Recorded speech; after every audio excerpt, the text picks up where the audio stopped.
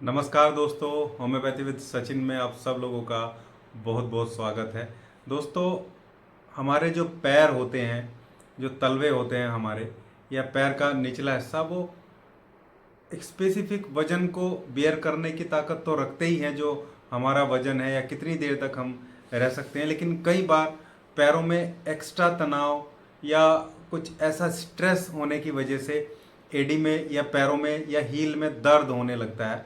लेकिन इसका सिर्फ एक ही कारण नहीं है, इसके और भी कई सारे कारण जो है वो देखने को मिल सकते हैं, जिनके बारे में आज हम डिस्कस करेंगे। और ऐसा टॉप होम्योपैथिक फॉर्मूला, एक बहुत अच्छी कॉम्बिनेशन और साथ में कुछ इंपॉर्टेंट मेडिसिन, जिनमें से किसी एक मेडिसिन को अगर आप यूज़ करते हैं तो बहुत अच्छे से ही आप अपना जो हील का पेन है, जो एडियो का दर्द है, वो ठीक कर सकते हैं। जहाँ पे मॉडर्न मेडिकल साइंस में लगभग हर केस में बोल दिया जाता है कि आपको इसका सर्जरी कराना होगा, आपको इसके ट्रीटमेंट के लिए जाना होगा।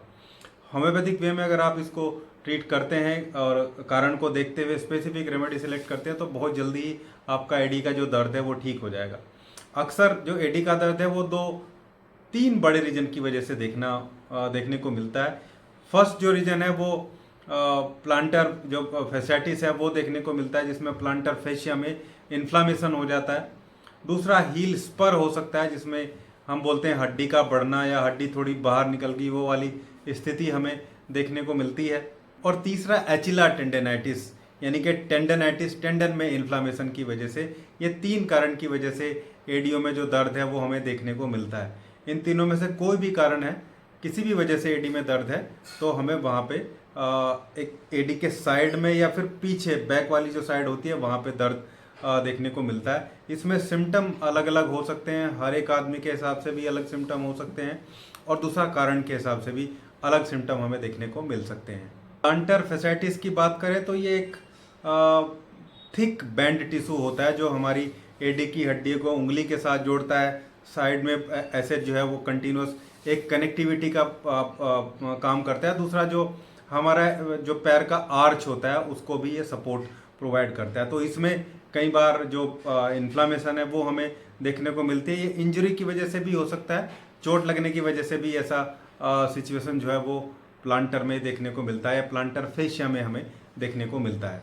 इसमें कई बार जो कोलाजन फाइबर है वो उनमें डीजेनरेटिव चेंजेज हो जाता है, यानी कि वो डिग्रेड होने शुरू हो जाते हैं, या फिर कोई न्यूट्रिशन डेफिशिएंसी की वजह से भी जो प्लांटर फेशिया है वो वीक हो जाती है, और या जो कोलाजन है वो वीक हो जाता है, जिसकी वजह से वहाँ पे इन्फ्लामेशन हमें कंटिन्यूस देखने को मिलती है। ये सबसे बड़ा कारण है, इसलिए मैं इस पर ज़्यादा फोकस कर रहा हूँ कि प्लांटर फेशिया में इन्फ्लामेशन होना ही एडी का जो पेन है या जो हील पेन का वो सबसे बड़ा कारण हमें देखने को मिलता है। इसके अलावा गलत तरीके से गलत पोस्चर में चलना, गलत शूज़ पहनने की वजह से भी जो ये इन्फ्लामेशन है वो देखने को मिल सकता है।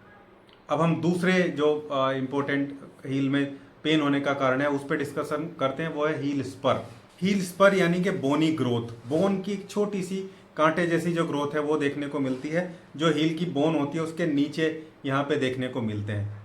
हील की जो बोन है वो किसी वजह से वहाँ पे ओवरग्रोथ देखने को मिलती है। गलत पोस्चर की वजह से भी ऐसा हो सकता है, गलत शूज़ पहनने की वजह से भी ऐसा देखने को मिल सकता है। प्लांटर फेशिया भी अगर ज़्यादा स्ट्रेस में रहेगा तो इसकी वजह से जो हमारी कैल्केनियल बोन है, जो एडी की बोन होती है, उसमें भी वो भी स्ट्रेस में रहेगी, वो भी प्रेशर में रहेगी। और जब हमारी बॉडी इस प्रेशर के अगेंस्ट में जब काम करती है, इस प्रेशर को हैंडल करने की कोशिश करती है, तो वहाँ पे जो कैल्केनियल बोन है उसके सरफेस पे कुछ बोनी स्ट्रक्चर जो है वो क्रिएट हो जाते हैं। इन्हीं को हम हील्स पर बोलते हैं। ये हील्स पर भी कई बार, हालांकि इनसे कोई बड़ा नुकसान तो नहीं होता है, लेकिन ये जो आसपास के सराउंडिंग टिश्यूज होते हैं वहाँ पे इन्फ्लामेशन क्रिएट कर देता है, जिसकी वजह से पेन और सूजन जो है वो एडी में देखने को मिलती है। तीसरा कारण है एडी में दर्द होने का, वो है एचिला टेंडेनाइटिस। तो ये ज़्यादातर उन लोगों में होता है जो बहुत एक्टिव रहते हैं, बहुत ज़्यादा चलते हैं, सारा दिन एक्टिविटी करते हैं, सारा दिन काम करते रहते हैं। ऐसे लोगों में एचिला टेंडेनाइटिस देखने को मिलता है। ये तीसरा सबसे बड़ा कारण है एडी में दर्द होने का। इन तीन बड़े कारण को मैंने आपको बताया, और ये तीन की वजह से ही हमें हील पेन देखने को मिलता है। अब हम सीधा पूछते हैं इसके लक्षण हमें क्या देखने को मिलेंगे, सिम्टम्स हमें क्या देखने को मिलेंगे।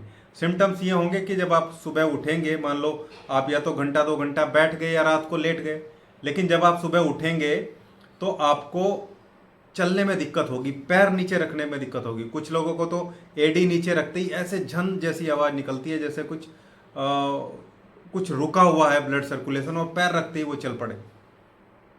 बहुत ज़्यादा पेन होगा और शुरू के स्टेप्स रखना बहुत मुश्किल हो जाता है। थोड़ी देर चलने के बाद फिर कुछ रिलीफ लगती है। कुछ लोगों को आधा दिन काम करने के बाद कुछ रिलीफ लगना स्टार्ट होता है।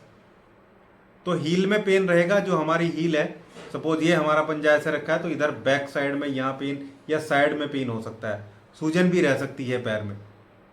लेकिन मेन सिम्टम यही रहेगा कि ज़्यादातर लोगों में चलने फिरने से तकलीफ बढ़ भी सकती है और थोड़ी देर चलने के बाद कम भी हो सकती है। लेकिन इनिशियली चलने से तकलीफ बढ़ेगी ही।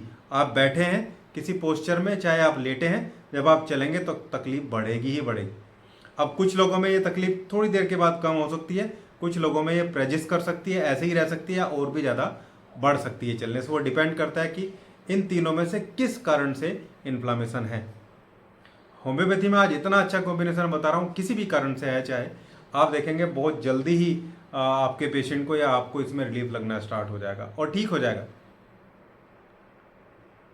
ट्रीटमेंट स्टार्ट करने से पहले एक रिक्वेस्ट आप लोगों से करूंगा।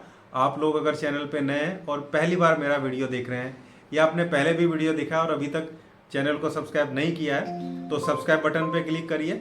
साथ में जो बेल आइकन होता है उस पर क्लिक करिए, ताकि मेरे आने वाले सभी वीडियो के नोटिफिकेशन आपको मिलते रहें।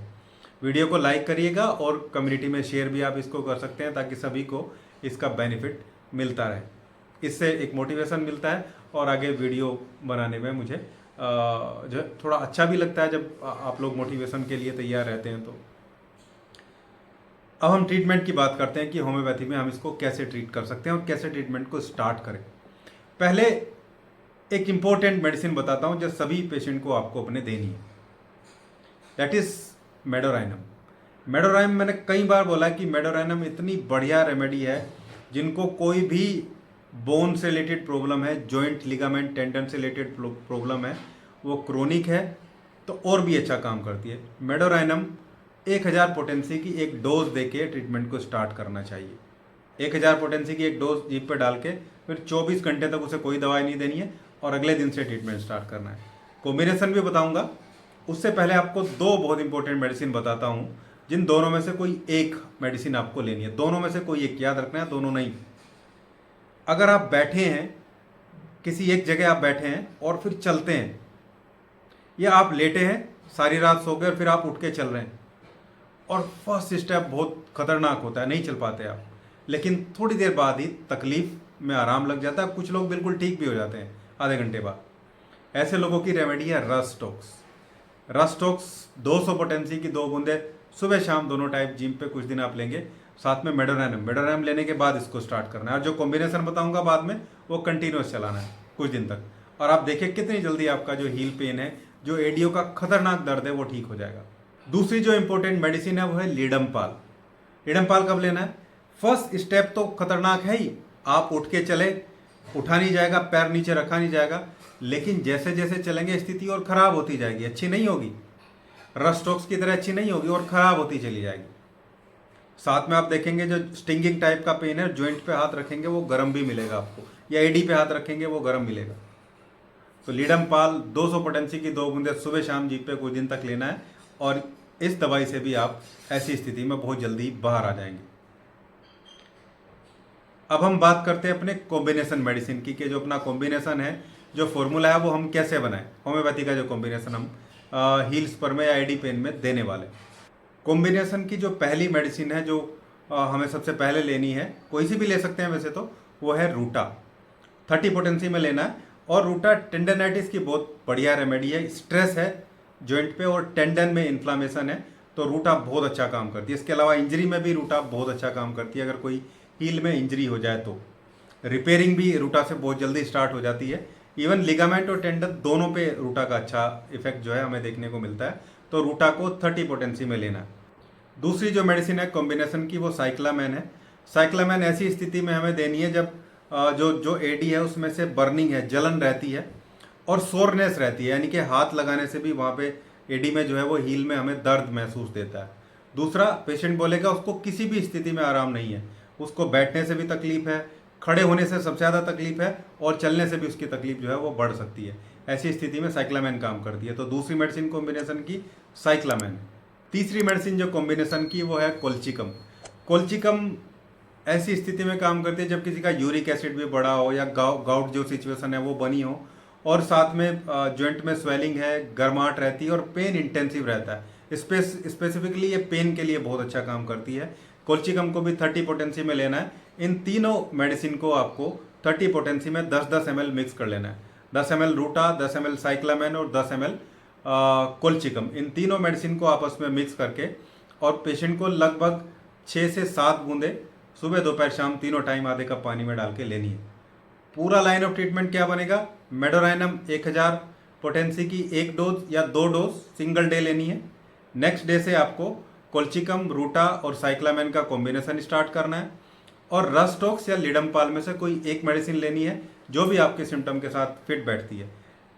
मोशन से, मूवमेंट से आपका पेन में आराम लगता है तो रस्टॉक्स 200 पोटेंसी सुबह दोपहर दिन में 2 बार, और अगर चलने फिरने से तकलीफ और ज़्यादा बढ़ जाती है तो फिर लिडमपाल 200 पोटेंसी सुबह शाम कुछ दिन तक, 10-15 दिन में आप देखिए आपको तकलीफ में बहुत अच्छा रिजल्ट लगेगा। इवन मैक्सिमम लोगों का ठीक ही हो जाता है। थोड़ा एक और आप एप्लीकेशन कर सकते हैं, हॉट एंड कोल्ड जो बाथिंग है अपने एंकल की, वो कर सकते हैं। यानी कि एक बर्तन में गर्म पानी, एक बर्तन में थोड़ा ठंडा पानी रखेंगे। टेम्परेचर में डिफरेंस होना चाहिए उनके, ऐसा नहीं कि फ्रिज का या बहुत तेज़ पानी, थोड़ा 22 से 25 डिग्री के आसपास, इधर लगभग 37-38 40 डिग्री से नीचे का पानी। तो एक बार जो जिस एडी में दर्द है उसको एक बार गर्म पानी में रखेंगे 2 मिनट के लिए, 1 मिनट के लिए, फिर उसको ठंडे पानी में रखेंगे। ये हॉट एंड कोल्ड थेरेपी है। इसको करने से भी हीलिंग प्रमोट होती है। जो इंजरी अगर कोई हो गई है या कोई इन्फ्लामेशन है उसमें वो जो है रिड्यूस हो जाता है। तो ये था हमारा आज का वीडियो, हील पेन या एडी में होने वाले दर्द को होम्योपैथिक मेडिसिन से कैसे ठीक कर सकते हैं। उम्मीद करता हूँ वीडियो आप लोगों को अच्छा लगा होगा। वीडियो अच्छा लगा तो लाइक करिएगा, शेयर करिएगा, चैनल को सब्सक्राइब जरूर करिएगा। Thank you.